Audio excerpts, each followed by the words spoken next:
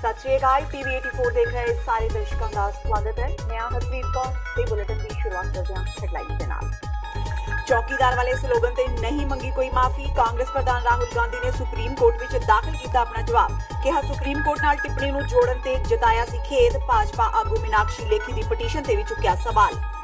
नामजदगियां दे आखिरी दिन पंजाब विच कई दिग्गजां ने भरे कागज। गुरदासपुर तो भाजपा आगू सनी देओल ने भरी नामजदगी। जिंदगी दे पहले सियासती भाषण विच कहा सियासत दी नहीं है समझ, सिर्फ जितण ही आया हां। सोशल मीडिया ते होए ट्रोल। कलाकार जिवें शूटिंग ते आउंदे ने ते शूटिंग खत्म होण मगरों वापस बंबई चले जांदे ने, उसे तरह सनी देओल भी चला जावेगा। कैप्टन अमरिंदर सिंह ते सुनील जाखड़ दा सनी देओल ते हमला। भाजपा दी रैली नूं दस्सिया फ्लॉप शो। नामजदगियां दे आखिरी दिन भी जारी रहा कागज भरन दा सिलसिला। साबका मुख मंत्री प्रकाश सिंह बादल ने हरसिमरत कौर बादल दे कवरिंग कैंडीडेट वजों भरे कागज। परमिंदर ढींडसा ते जस्सी जसराज ने भी भरियां नामजदगियां। ते राजा वड़िंग ते सुखबीर बादल दा शब्दी हमला। कहा 7 साल किथे सी राजा वड़िंग। गरीब किसान दे घर रात बिताउण ते भी चुक्या सवाल। कहा सिर्फ ड्रामा कर रहे ने राजा वड़िंग। ते खबरां दा विस्तार। कांग्रेस प्रधान राहुल गांधी ने राफेल मुद्दे ते अदालत दी मानहानि मामले विच अदालत वल्लों जारी नोटिस उत्ते अज अपना जवाब दाखिल किया। राहुल गांधी ने इस मामले विच भाजपा सांसद मीनाक्षी लेखी वल्लों दाखिल मानहानि दी पटीशन खारिज करन दी मांग की है। राहुल ने कहा कि भाजपा सांसद राजनीतिक विवाद नूं व्यक्तिगत लाभ ते राजनीतिक लाभ लई अदालत विच घसीटण दी कोशिश कर रहे हैं।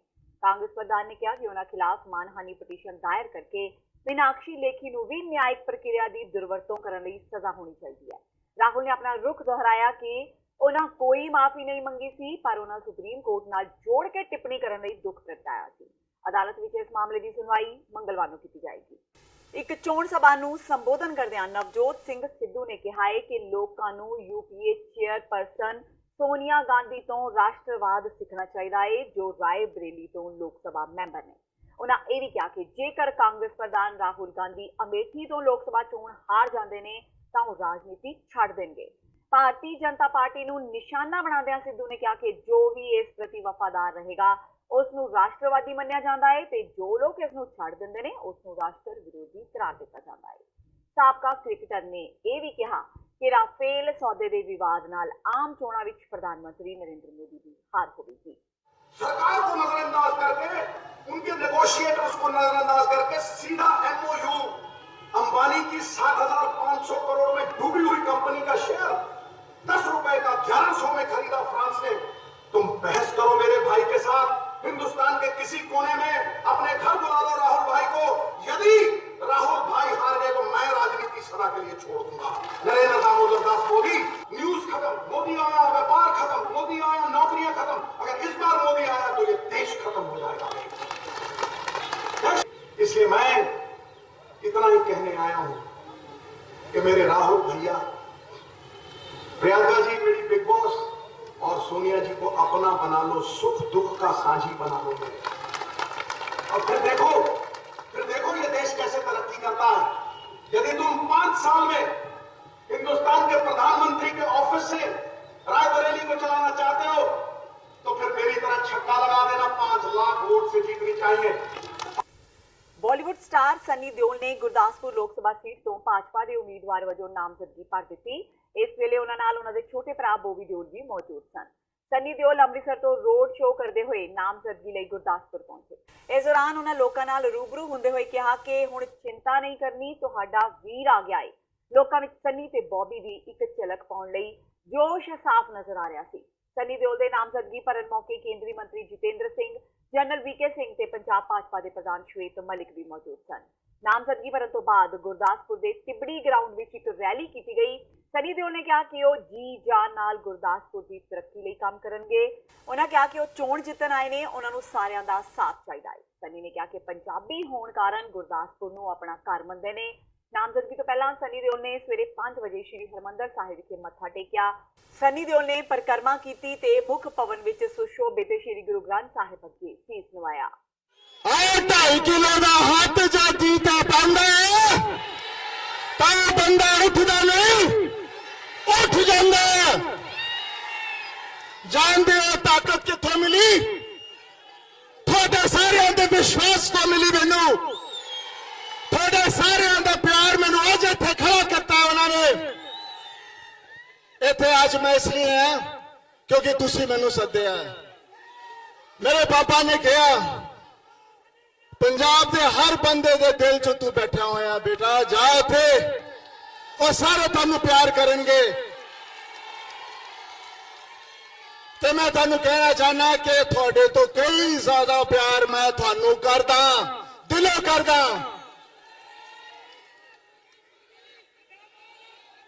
देखो राजनीति के बारे मैनू इन्ना नहीं पता, लेकिन मैं एक देश भक्त हां। मैं इत्थे वादा करन नहीं आया, लेकिन मैं तुहानू सारिआं नू अपने नाल जोड़न आया। मैं जोड़न आया क्योंकि मैं चाहना कि अपना पंजाब, अपना देश उत्थे पहुंचे जिहदे लिए लोगों ने ढेर सारे कुर्बानियां दी हैं, हजारों लोग शहीद हुए हैं। उस वजह लिए आप सारे जुड़िए, याद करिए, उस इतिहास को याद करिए, ते आप सारे इकट्ठे जुड़ जाइए। मेरे नाल जुड़ जाओ तुसी सारे, ते आप आगे लड़ांगे, लड़के जीतांगे। जीत अपनी पक्की है। उधर सनी दिओल दी इस रैली नूं कैप्टन ने फ्लॉप शो करार दिता। गुरदासपुर हल्के तो भाजपा के उम्मीदवार ते मशहूर अभिनेता सनी दिओल वालों लोक सभा चोणां नूं लैके हल्के विच कीती गई रैली नूं कैप्टन अमरिंदर सिंह ने फ्लॉप शो कहा। कैप्टन अमरिंदर सिंह ने कहा कि गुरदासपुर हल्के तो सुनील जाखड़ ठोक वजा के अपनी जित हासिल करेंगे, जबकि भाजपा वालों रातों रात लियांदा गया उम्मीदवार सनी दिओल चोणां तो बाद छूमंतर हो जाएगा। उन्होंने कहा कि सनी दिओल की रैली पूरी तरह फ्लॉप रही है। करतारपुर कॉरीडोर के निर्माण कार्य की स्पीड से सुनील जाखड़ ने सवाल चुकया है। जाखड़ ने कॉरीडोर से चल रही काम की हौली रफ्तार संबंधी पत्रकारों वालों पूछे सवाल का जवाब देंदियां कहा कि मोदी सरकार कदे भी नहीं चाहती कि करतारपुर कॉरीडोर का रास्ता खुले।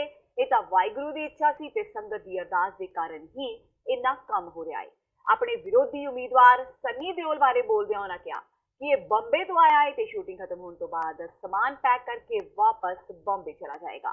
पंजाब दे लोग ते हिंदुस्तान दे लोग समझते हैं, जे आ श्री करतारपुर साहब दा लांघा बनाना है तां मोदी साहब दी बीजेपी सरकार नूं कढना पऊगा। आ जो कुछ भी अज हो रहा है आ बाबे नानक दी कृपा करके हो रहा है। साडे वाले दे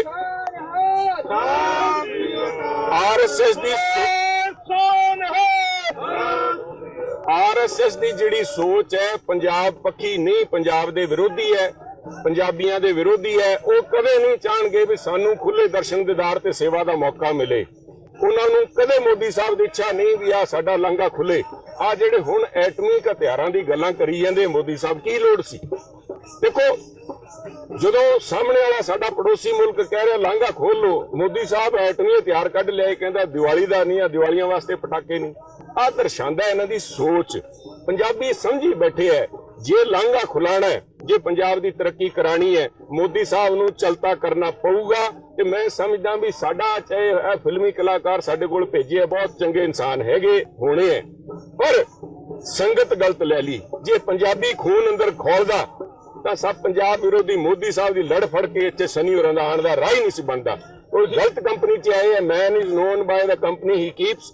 लोगों ने मन बना रखा है भी इस बीजेपी की सरकार नूं चालू करिए ते जदों साडे बाबे नानक दा गुरपुरब आवे उस समय ते साडा लांघा खुले। नहीं अदरवाइज जे किते इन्हां दी सरकार रहेगी आ साडे लांघे दे विच हर संभव अड़चन अटकाणगे। आ जिहड़े लोग मुंबई तो चल के आए हैं, इन्हां तां 19 तरीक नूं अपना काम समेट के पैकअप करो, जिवें शूटिंग करदे ना, कहंदे जी शूटिंग पैकअप करो, सैट पैकअप करो, पैकअप करके उन्हां नूं जावण है। असीं इत्थे निभणा है लोकां नाल।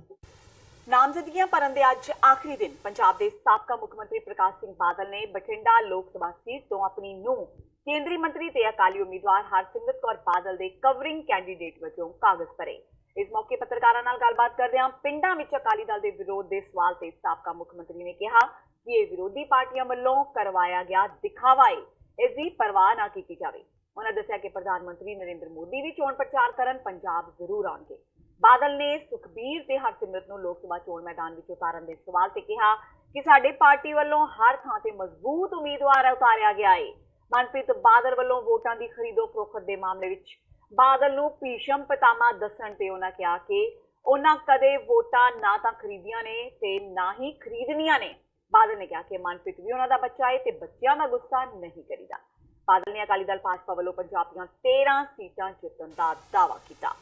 ਬਾਦਲ ਸਾਹਿਬ ਇੱਕ ਮਨਪ੍ਰੀਤ ਬਾਦਲ ਵੱਲੋਂ ਕੱਲ ਬਿਆਨ ਦਿੱਤਾ ਗਿਆ ਵੀ ਪ੍ਰਕਾਸ਼ ਸਿੰਘ ਬਾਦਲ ਭੀਸ਼ਮ ਪਿਤਾ ਹੈਗਾ ਵੋਟਾਂ ਖਰੀਦਣ ਦੇ ਮਾਮਲੇ ਵਿੱਚ। ਹਾਂਜੀ, ਕਹਿੰਦੇ ਭੀਸ਼ਮ ਪਿਤਾ ਹੈਗਾ ਪ੍ਰਕਾਸ਼ ਸਿੰਘ ਬਾਦਲ ਵੋਟਾਂ ਖਰੀਦਣ ਦੇ ਮਾਮਲੇ 'ਚ। ਮੈਂ ਕਦੇ ਨਾ ਖਰੀਦੀਆਂ ਹੈ ਨਾ ਖਰੀਦਣੀਆਂ ਹੈ, ਉਹ ਵੀ ਮੇਰਾ ਬੱਚਾ ਹੈ, ਬੱਚਿਆਂ ਦਾ ਗੁੱਸਾ ਨਹੀਂ। ਮਤਲਬ ਕੀ ਪਰਿਸਥਿਤੀਆਂ ਰਹੀਆਂ ਜੀ ਕਿ ਤੁਹਾਨੂੰ ਹਰਸਿਮਰਤ ਬਾਦਲ ਤੇ ਸੁਖਬੀਰ ਬਾਦਲ ਦੋਹਾਂ ਨੂੰ ਕੈਂਡੀਡੇਟ ਬਣਾਉਣਾ ਪਿਆ? ਕੀ ਇਹ ਜਿਹੜਾ ਕ੍ਰਾਈਸਿਸ ਸੀਗੀ ਅਕਾਲੀ ਦਲ? ਹਰ ਪਾਰਟੀ ਜਦੋਂ ਇਲੈਕਸ਼ਨ ਲੜਦੀ ਹੈ ਉਦੋਂ ਸਟਰੋਂਗੈਸਟ ਕੈਂਡੀਡੇਟ ਜਿਹੜੀ ਉਹ ਸੋਚਦੀ ਹੈ ਉਹ ਸਟਰੋਂਗੈਸਟ ਕੈਂਡੀਡੇਟ ਹੈ। ਅਸੀਂ ਜਿੱਥੇ ਵੀ ਦਿੱਤੇ ਹੈ ਨਾ ਤਾਂ ਸਾਡੇ ਕਿਸੇ ਕੈਂਡੀਡੇਟ ਦੇ ਖਿਲਾਫ ਰਿਐਕਸ਼ਨ ਹੋਇਆ ਪਾਰਟੀ 'ਚ, ਔਰ ਸਾਰੇ ਬੰਦੇ ਜਿਹੜੇ ਕੈਂਡੀਡੇਟ ਹੈ ਉਹ ਫਿੱਟ ਕੈਂਡੀਡੇਟ ਹੈ। ਅਸੀਂ ਕਿਸੇ ਨਾਲ ਵਿਤਕਰਾ ਨਹੀਂ ਕੀਤਾ ਜਾਂ ਕੋਈ ਕੀਤਾ ਜਿਵੇਂ ਕਾਂਗਰਸ ਰੌਲਾ ਪਿਆ ਫਿਰਦਾ ਹੈ, ਆਮ ਆਦਮੀ ਤੋਂ ਵੀ ਖਿਲਰੀ ਫਿਰਦੀ ਹੈ। ਸਾਡਾ ਕੋਈ ਤੁਸੀਂ ਦੱਸੋ ਵੀ ਕਿਸੇ ਨੇ ਕੋਈ ਇਤਰਾਜ਼ ਕੀਤਾ ਵੀ ਇਹਨੂੰ ਕੋਈ ਟਿਕਟ 10 ਚੋਂ ਕਿੰਨੀ ਐਕਸਪੈਕਟ ਕਰਦੇ ਕਿ ਜਿੱਤੇਗੀ ਅਕਾਲੀ ਦਲ? ਦੇਖੋ ਮੈਂ ਸਵਾਲ ਅੱਜ ਵੇਖੋ, ਅੱਜ ਮੋਦੀ ਸਾਹਿਬ ਨੂੰ ਲੋਕਾਂ ਨੂੰ ਪ੍ਰਾਈਮ ਮਿਨਿਸਟਰ ਬਣਾਉਣ ਵਾਸਤੇ ਵੋਟ ਪੈ ਰਹੀ ਹੈ। ਮੈਂ ਇਹ ਜ਼ਿਆਦਾ ਹੋ ਸਕਦਾ ਸੀ 13 ਦੀਆਂ 13 ਹੀ ਜਿੱਤ। ਸਾਹਿਬ ਜਿਹੜਾ ਕਾਲੀਆਂ ਝੰਡੀਆਂ ਨਾਲ ਵਿਰੋਧ ਲਗਾਤਾਰ ਜਾਰੀ ਹੈ, ਇਹ ਦੋ ਵਾਰੀ ਜਿਹੜਾ ਸਾਹਮਣਾ ਕਰਨਾ ਪਿਆ। ਇਹ ਗੱਲ ਸੁਣੋ, ਕਾਲੀਆਂ ਝੰਡੀਆਂ ਤਾਂ ਜਿਹਦੇ ਆਖੋ ਮੈਂ 10 ਬੰਦੇ ਖੜੇ ਕਰਕੇ ਕਾਲੇ ਜੀ ਜਿਹਦੇ ਮਰਜ਼ੀ ਕਰਵਾਵੇ। ਅਕਾਲੀ ਦਲ ਵਿੱਚੋਂ ਬਾਹਰ ਕੀਤੇ ਜਾਣ ਮਗਰੋਂ ਸਾਬਕਾ ਵਿੱਤ ਮੰਤਰੀ ਮਨਪ੍ਰੀਤ ਬਾਦਲ ਬਾਰੇ ਉਹਨਾਂ ਦੇ ਚਚੇਰੇ ਭਰਾ ਸੁਖਬੀਰ ਬਾਦਲ ਕਾਫੀ ਕੁੜੱਤਣ ਭਰੇ ਬੋਲ ਬੋਲਦੇ ਰਹਿੰਦੇ ਨੇ।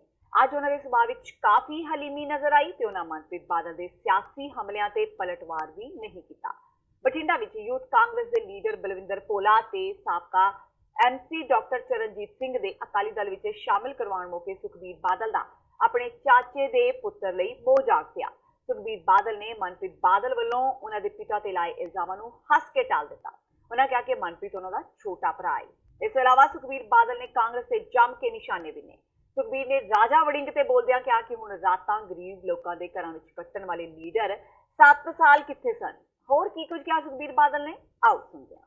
ਮੈਂ ਪੁੱਛਣਾ ਚਾਹਣਾ ਇਹਨਾਂ ਦੇ ਜਿਹੜੇ ਉਮੀਦਵਾਰ ਹੈ ਡਰਾਮੇ ਕਰਨ ਨਾਲ ਵੋਟਾਂ ਨਹੀਂ ਮਿਲਦੀਆਂ। ਇੱਕ ਰਾਤ ਵਾਸਤੇ ਕਿਸੇ ਗਰੀਬ ਦੇ ਘਰੇ ਰਹਿ ਕੇ ਪਿਛਲੇ 7 ਸਾਲ ਕਿਉਂ ਨਹੀਂ ਰਿਹਾ? ਗਿੱਦੜਵੇ ਦੱਸੋ ਕਿੰਨੇ ਗਰੀਬਾਂ ਦੇ ਘਰੇ ਰਿਹਾ? ਮੈਂ ਉਹਨਾਂ ਦੇ ਪ੍ਰਚਾਰ ਮੈਂ ਸੁਣ ਰਿਹਾ ਸੀ, ਕਹਿੰਦੇ ਜੀ ਅਸੀਂ ਸਾਨੂੰ ਵੋਟ ਪਾਓ, ਅਸੀਂ ਗਿੱਦੜਵੇ ਵਰਗਾ ਬਠਿੰਡਾ ਬਣਾਉਣਾ ਹੈ। ਦੇਖਿਆ ਸੁਣਿਆ ਪ੍ਰਧਾਨ ਜੀ ਸਾਰਿਆਂ ਨੇ ਕਿ ਗਿੱਦੜਵੇ ਵਰਗਾ, ਇਹਦਾ ਮਤਲਬ ਤਬਾਹੀ ਲਿਆਉਣੀ ਹੈ। ਉਹ ਕਹਿੰਦੇ ਜਿਵੇਂ ਆਪਣੇ ਰਾਜਾ ਵੜਿੰਗ ਜੀ ਨੇ ਬਠਿੰਡਾ 2 ਸਾਲ ਚੱਲਣਾ ਗਿੱਦੜਵਾ ਇੰਨਾ ਚਮਕਾਇਆ, ਉਹ ਵੀ ਅਸੀਂ ਚਮਕਾਉਣੇ ਆ। ਮੈਂ ਕਿਹਾ ਲੈ ਲਓ ਫਿਰ ਤਾਂ ਉਹਨਾਂ ਨੇ ਤਬਾਹੀ ਉੱਥੇ ਜਿੰਨੀ ਗੁੰਡਾਗਰਦੀ ਕੀਤੀ ਹੈ ਉਹੀ ਗੁੰਡਾਗਰਦੀ ਅੱਜ ਇੱਥੇ ਹੋਣੀ ਕਰਨਗੇ। ਕਣਕ ਚੱਕੀ ਨਹੀਂ ਜਾ ਰਹੀ, ਬਾਰਦਾਨਾ ਆਏ ਨਹੀਂ, ਪੇਮੈਂਟ ਆ ਨਹੀਂ ਰਹੀ। ਕੈਪਟਨ ਸਾਹਿਬ ਸੁੱਤੇ ਪਏ, ਉੱਠੋ, ਕਿਸਾਨ ਰੋ ਰਿਹਾ ਮੰਡੀਆਂ 'ਚ। ਜੇ ਤੁਸੀਂ ਨਹੀਂ ਕਰਦੇ ਇਲੈਕਸ਼ਨ ਦੇ ਟਾਈਮ ਅਸੀਂ ਓਪਰਚੁਨਿਟੀ ਦਿੰਦੇ ਹਾਂ, ਨਹੀਂ ਤਾਂ ਸਾਨੂੰ ਵੀ ਉੱਤੇ ਮੰਡੀਆਂ 'ਚ ਆਉਣਾ ਪੈਣਾ। ਤੁਸੀਂ ਆਪਣੇ ਆਪ ਹੀ ਸਮਾਨ ਚੱਕ, ਆਪਣਾ ਕਣਕ ਚੱਕ ਲਓ। ਬਹੁਤ ਬੁਰਾ ਹਾਲ ਹੈ, ਚਾਰੋਂ ਤਰਫ ਕਿਸਾਨ ਮੈਨੂੰ ਮਿਲੇ ਹੈ, ਸਾਰੇ ਰੋ ਰਹੇ ਵਿਚਾਰੇ, ਧੁੱਪੇ ਬੈਠੇ, ਕਣਕਾਂ ਮੰਡੀ ਰੁੜੀਆਂ, ਨਾ ਮਸ਼ੀਨਾਂ ਨਾ ਉਹਨਾਂ ਮੋਇਸਚਰ ਸਾਰਾ ਕੁਝ। ਤੇ ਹੁਣ ਵੇਲਾ ਹੋ ਗਿਆ ਬ੍ਰੇਕ ਦਾ। ਬਾਕੀ ਦੀਆਂ ਖਬਰਾਂ ਇਸ ਬ੍ਰੇਕ ਤੋਂ ਬਾਅਦ।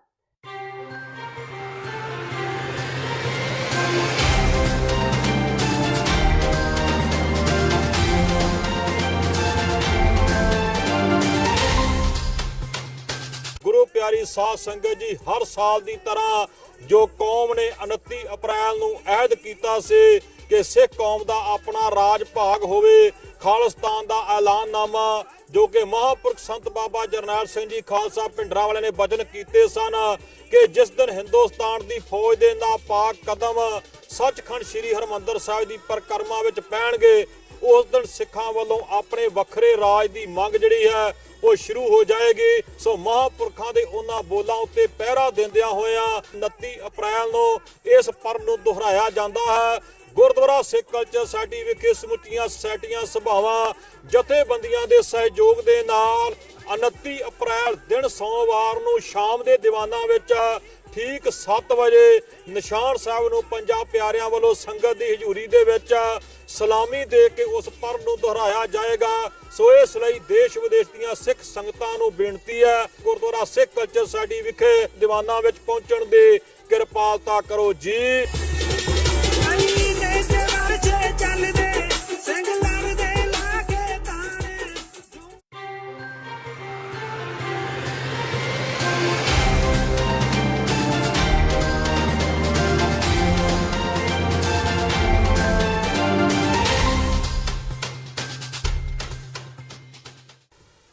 ਬ੍ਰੇਕ ਤੋਂ ਬਾਅਦ ਟੀਵੀ 84 ਦੇ ਖਬਰਾਂ ਦੇ ਬੁਲੇਟਿਨ ਵਿੱਚ ਸਵਾਗਤ ਹੈ। ਵਧਦੇ ਹਾਂ ਅਗਲੀ ਖਬਰ ਵੱਲ। ਲੋਕ ਸਭਾ ਹਲਕਾ ਖਡੂਰ ਸਾਹਿਬ ਤੋਂ ਆਮ ਆਦਮੀ ਪਾਰਟੀ ਦੇ ਉਮੀਦਵਾਰ ਮਨਜਿੰਦਰ ਸਿੰਘ ਸਿੱਧੂ ਖਿਲਾਫ ਕਾਲੀਆਂ ਝੰਡੀਆਂ ਲੈ ਕੇ ਹਰਵਿੰਦਰ ਕੌਰ ਉਸਮਾ ਨਾਂ ਦੀ ਔਰਤ ਵੱਲੋਂ ਆਪਣੇ ਸਮਰਥਕਾਂ ਸਮੇਤ ਡਿਪਟੀ ਕਮਿਸ਼ਨਰ ਦਫ਼ਤਰ ਦੇ ਸਾਹਮਣੇ ਰੋਸ ਪ੍ਰਦਰਸ਼ਨ ਕੀਤਾ ਗਿਆ। ਇਸ ਦੌਰਾਨ ਉਹਨਾਂ ਨੇ ਜ਼ਿਲ੍ਹਾ ਅਧਿਕਾਰੀ ਡਿਪਟੀ ਕਮਿਸ਼ਨਰ ਨੂੰ ਮੰਗ ਪੱਤਰ ਦੇ ਕੇ ਸਿੱਧੂ ਦੀ ਉਮੀਦਵਾਰੀ ਰੱਦ ਕਰਨ ਦੀ ਵੀ ਮੰਗ ਕੀਤੀ।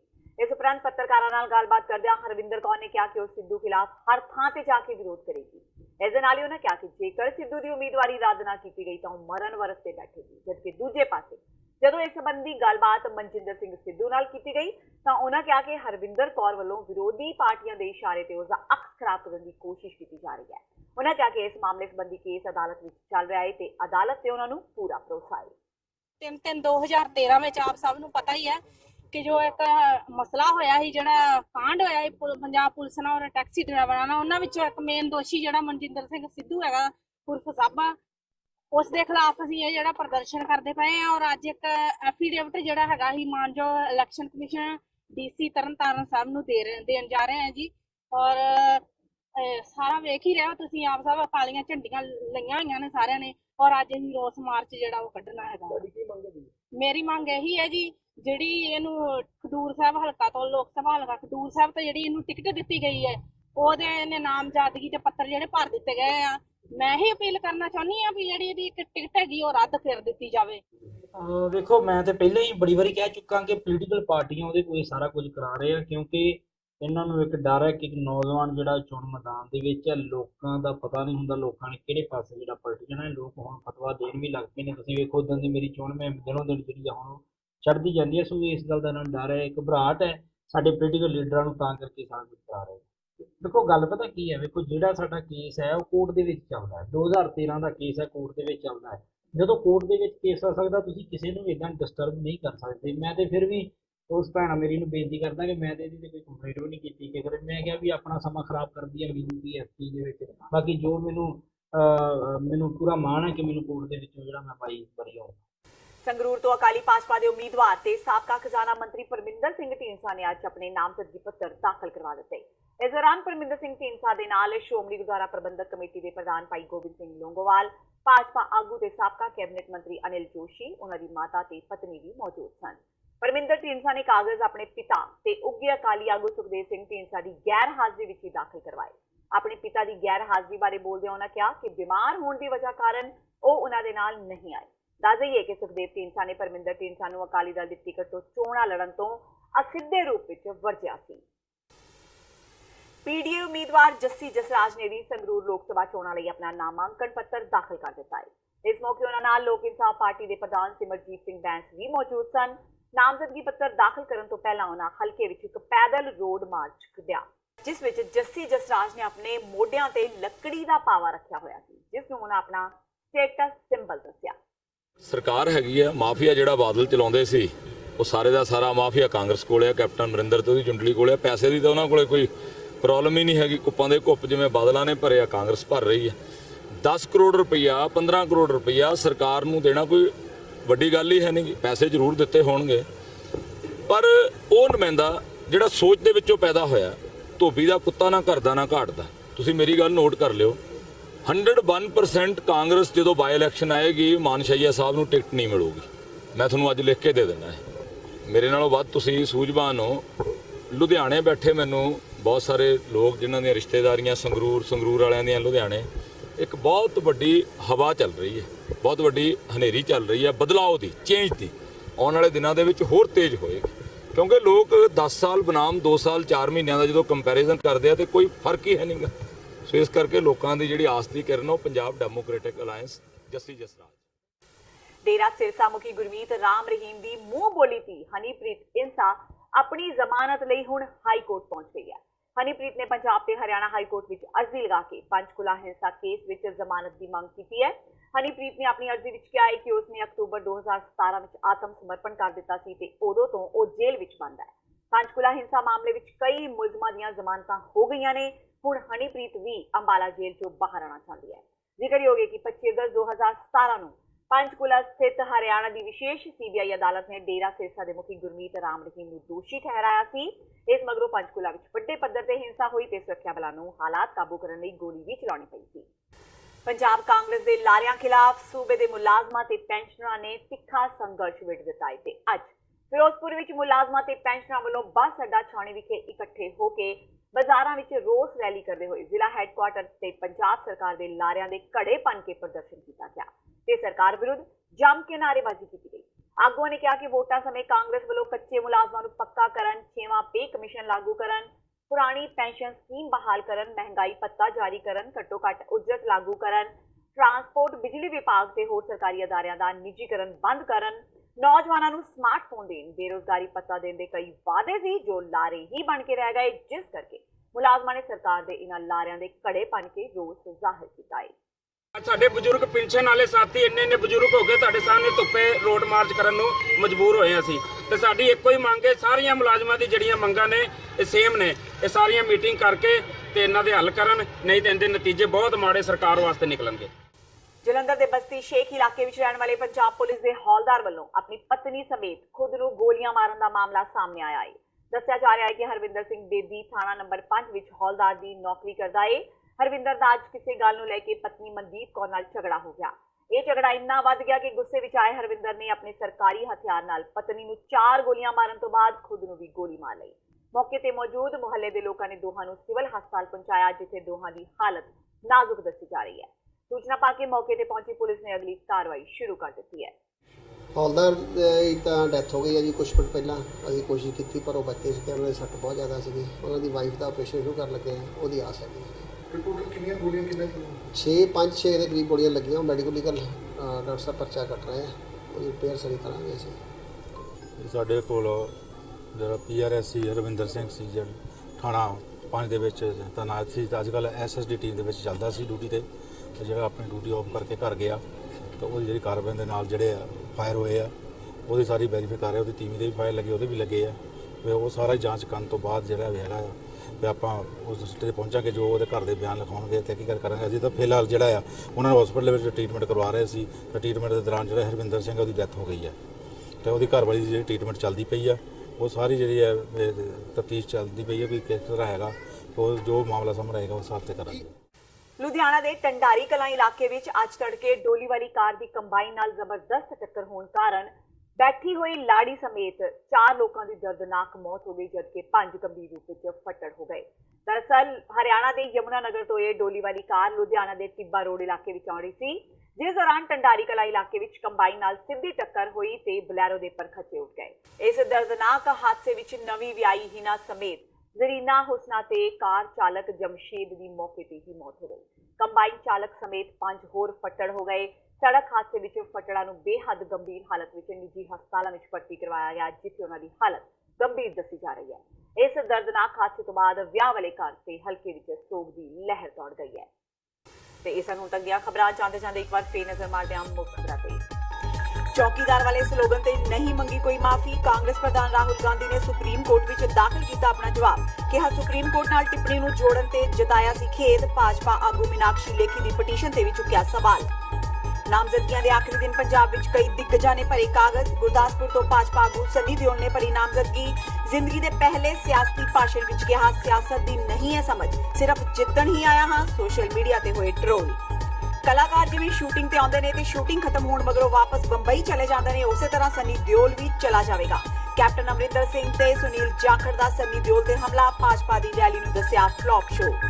ਨਾਮਜ਼ਦਗੀਆਂ ਦੇ ਆਖਰੀ ਦਿਨ ਵੀ ਜਾਰੀ ਰਿਹਾ ਕਾਗਜ਼ ਭਰਨ ਦਾ ਸਿਲਸਿਲਾ। ਸਾਬਕਾ ਮੁੱਖ ਮੰਤਰੀ ਪ੍ਰਕਾਸ਼ ਸਿੰਘ ਬਾਦਲ ਨੇ ਹਰਸਿਮਰਤ ਕੌਰ ਬਾਦਲ ਦੇ ਕਵਰਿੰਗ ਕੈਂਡੀਡੇਟ ਵਜੋਂ ਭਰੇ ਕਾਗਜ਼। ਪਰਮਿੰਦਰ ਢੀਂਡਸਾ ਤੇ ਜੱਸੀ ਜਸਰਾਜ ਨੇ ਵੀ ਭਰੀਆਂ ਨਾਮਜ਼ਦਗੀਆਂ।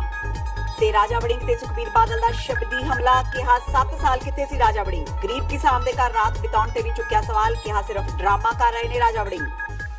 ਇਸ ਦੇ ਨਾਲ ਹੀ TV 84 ਦਾ ਖਬਰਾਂ ਦਾ ਇਹ ਬੁਲੇਟਿਨ ਖਤਮ ਹੁੰਦਾ ਹੈ। ਮੈਨੂੰ ਹਰਪ੍ਰੀਤ ਕੌਰ ਨੂੰ ਦਿਓ ਇਜਾਜ਼ਤ। ਸਤਿ ਸ਼੍ਰੀ ਅਕਾਲ।